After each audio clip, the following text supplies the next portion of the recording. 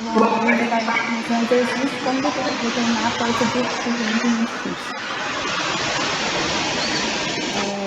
O exercício ele pede para determinar as solicitações devido às ações do vento e a seguinte edificação de múltiplos andares.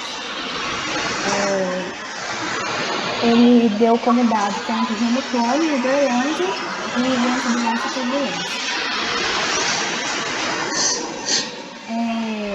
Para análise da velocidade básica, a gente analisa o hábito do mapa do Brasil. E ali Uberlândia está entre 30 e 35 metros segundos a velocidade básica do vento. Então, como ele está ali mais perto de 35, a gente adotou a velocidade básica como 34 metros por segundo. Os fatores estatísticos S1 e S3. O S1 ali é o fator topográfico. Então, por ser um terreno plano, a gente considera esse 1 igual a 1. E o fator S3, ele é por ser uma residência, então a gente adota como igual a 1. Para o cálculo do fator S2, a gente considera como categoria 4, por ser um espaço urbano com muitos prédios, e classe A, porque a maior dimensão horizontal vertical não faz 20 metros. No caso, o edifício tem 12 metros de altura. Então, ali, considerando a categoria 4 e classe A, a gente tem o B igual a 0,86 e P igual a 0,12. E tem também o FR igual a 1. Bom, o fator estatístico S2. Basicamente, ele é calculado a partir daquela fórmula do campo superior esquerdo e ele leva em consideração o FR, o B e o P, como a Milena comentou anteriormente. Bom, ele é calculado, esse fator, para as diferentes alturas do edifício. No nosso caso, foram divididos em quatro pedaços, vamos dizer. A cada 3 metros a gente tinha uma fatia do edifício e foi feito um cálculo para cada fatia. No nosso caso, para o primeiro 3 metros a gente tem 0,74, para 6 metros de altura a gente tem 0,8, para 9 metros de altura a gente tem 0,85 e para 12 metros a gente tem 0,87. A gente pode observar que esse fator ele vai aumentando conforme vai aumentando a altura. Bom, a gente tem também a pressão dinâmica do vento em diferente altura. O que a gente precisa para calcular a pressão dinâmica? A gente tem a velocidade característica, que ela depende de S1, S2 e S3, que a gente já calculou, e da velocidade característica, que era 34 metros por segundo, que foi determinada. Novamente, a gente tem essa velocidade característica e a pressão para 4 pontos diferentes: 3 metros, 6 metros, 9 metros e 12 metros. Bom, a pressão para 3 metros, 0,39 km/m², para 6 metros, 0,46 km², para 9 metros, 0,51 km², e para 12 metros, 0,54 km². Novamente, a pressão ela aumenta. Se você for pensar, né, quanto mais alto o edifício, nas partes superiores do prédio, o vento e a força atuante nele vai ser maior. Bom, e a gente tem também o coeficiente de arrasto. O que é o coeficiente de arrasto? A gente analisa as dimensões do edifício, L1 e L2, e a gente pega a altura do edifício e divide por L1. A gente utilizou esse ábaco. Então, como é um edifício, ele tem duas faces, uma de 8 e uma de 5 metros, a gente tem que analisar o vento batendo na face maior e o vento batendo também na face menor.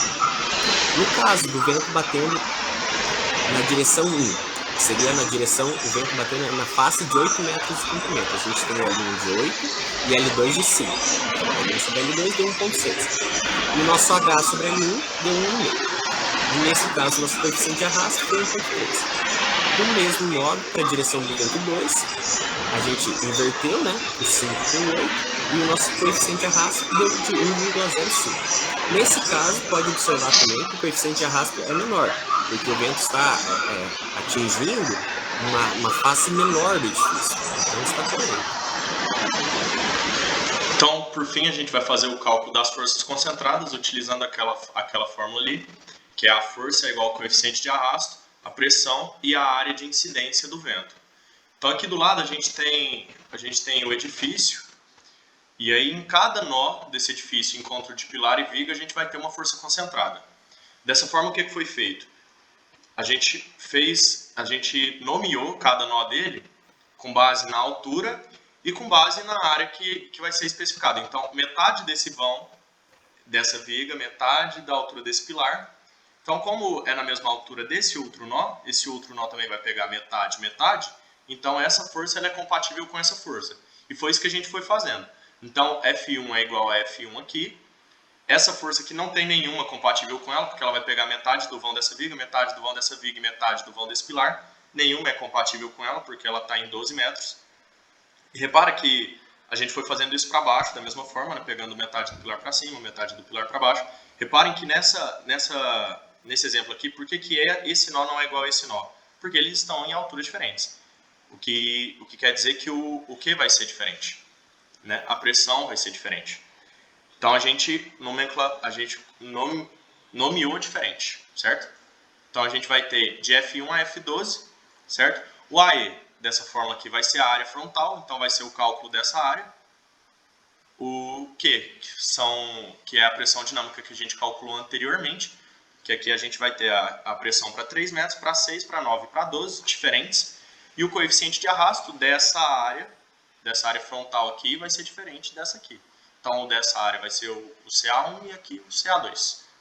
No próximo slide, a gente vai ver como é que a gente fez esse cálculo, né? Então, o que acontece? Para o F1, a gente utilizou o CA1, porque ele está nessa face maior. A gente utiliza o CA1 e o Q4 para 12 metros. Então, fazendo essa multiplicação do coeficiente de arrasto 1, da pressão para 12 metros e da área que está circulada aqui em vermelho, a gente vai chegar em 2,14 kN. Essa é a força concentrada aqui nesse nó F1. E a gente fez a mesma coisa para os outros. Pegando aqui, por exemplo, F5. F5 a gente utilizou CA1, por quê? Porque ele está nessa face maior, e a gente utilizou Q1, que é a pressão para 3 metros, certo? Nas forças concentradas na face da largura 5, que é essa outra aqui, essa outra face. Então, o que a gente fez? Como ele é simétrico, metade dessa viga, então F9, F10, 11 e 12 são compatíveis. O que diferencia 10 de 11? A altura. 11 de 12, a altura. Estão em alturas diferentes, então para o cálculo a gente vai usar Q4, 3, 2 e 1, respectivamente para 12, 9, 6 e 3 metros. Essa é a diferenciação de cada uma delas. A gente pode ver que F6 e F7 foram forças que se destacaram, né, com relação às outras. Por quê? Porque a área de contribuição aqui desse vento é muito forte. O F6, ele deu maior por quê? Porque a pressão dinâmica é maior por causa da altura. Então é isso. Então aqui nós calculamos todas as forças, e essa é a finalização do exemplo de força de vento. Muito obrigado. Obrigado.